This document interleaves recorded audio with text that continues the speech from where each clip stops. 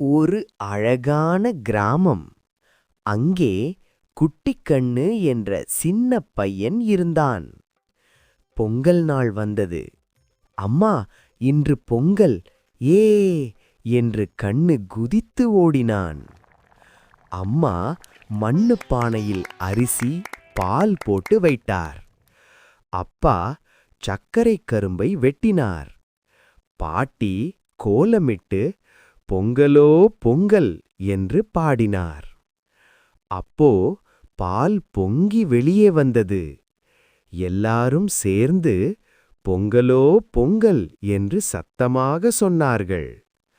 கண்ணு சூரியனை பார்த்து நன்றி சூரியனே என்று கைகூப்பினான். மாடு மணிச்சத்தம், கோழி குக்கு, எல்லாம் சந்தோஷம். கண்ணு நண்பர்களுடன் பொங்கல் பகிர்ந்தான். அவன் சொன்னான், பகிர்ந்தால்தான் பொங்கல் இனிப்பு. பொங்கல் நமக்கு கற்றுக் கொடுப்பது நன்றி, மகிழ்ச்சி, பகிர்வு. ஹாப்பி பொங்கல் குழந்தைகளே!